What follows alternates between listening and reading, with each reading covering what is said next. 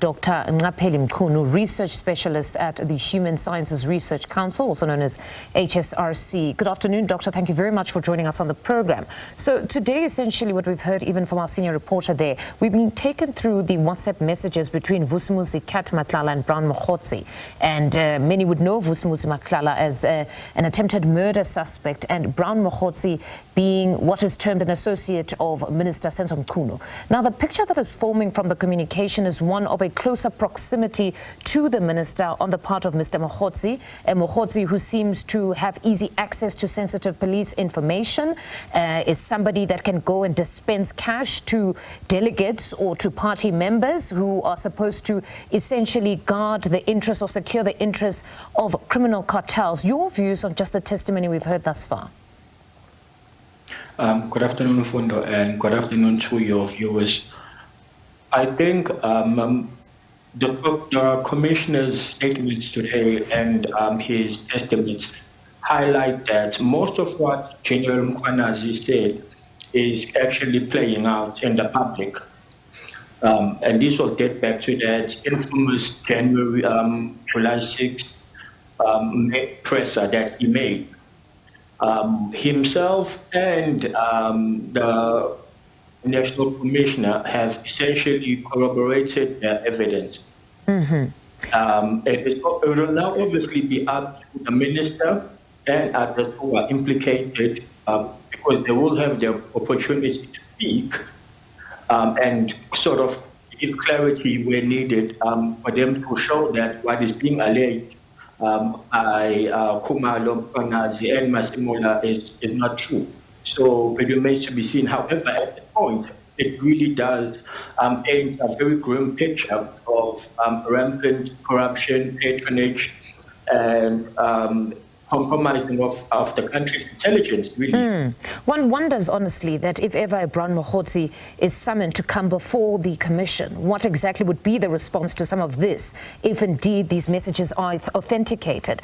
But would there be a possibility, if perhaps a Brown Mokgotsi at this point is also monitoring the proceedings, would there be an opportunity or possibility where he could say, I don't want to come to the commission because looking at the testimony thus far, I could possibly be a person who implicates himself or incriminates himself. So I'd like to actually exercise my right to remain silent and not partake because there could be criminal proceedings beyond this point. Is there such an option? Yes, there is such an option, but the beauty of commission of inquiries is that everyone has an opportunity to essentially tell their own version of the events or their side of the story, or they get the opportunity to explain whatever they want to explain from their perspective. So I'm pretty sure everyone will get an opportunity, but what will obviously matter the most is whose evidence is most consistent and is most corroborated by other testimonies, and we will obviously have to wait and see whether or not he and anyone else who is implicated will take up the opportunity. And then, pardon me for interjecting there, just in the interest of time. No problem. And then to what extent do perhaps external interviews impact of it or have influence in what happens at the commission? Because a person such as a Brown Mokgotsi has been quite vocal. He's gone on a number of platforms, it's all over social media, where he's given versions or explanations around why he would have been texting a Kat Matlala, why he would have told him that the political killings task team is being disbanded. On one platform, he goes on to say he was just excited because this political killings task team had been harassing him. Now, such a statement from him saying this political killings task team had been harassing him almost lends credence to the assertion by those that have come before the commission that you had associates of the minister that had mistakenly believed that the political killings task team in KwaZulu-Natal was actually the one that was dealing or investigating criminal syndicates in Gauteng. So in such a case where somebody has already expressed or responded on other platforms, could they in any point be able to then change a version or refine it, or the commission could go back and find those other clips where they've spoken and indicated that, yes, I was of the view that it was the political task team that was harassing Kat Matlala, and probably perpetuated that kind of a narrative and shared it with the minister that such a political killings task team must be disbanded?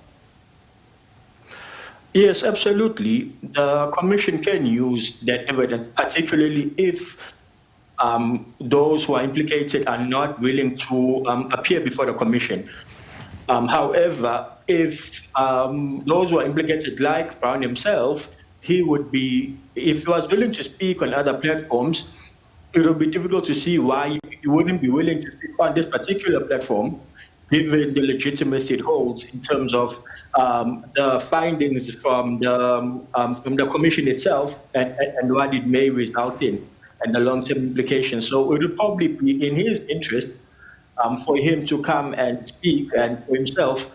But if it doesn't, what is already out there in the public can obviously be used by the commission unless there is any specified reason as to why that or those either interviews or statements made are not to be taken in terms of as legitimate or as sound evidence that they may use. All right, Doctor, thank you very much for your insights this afternoon.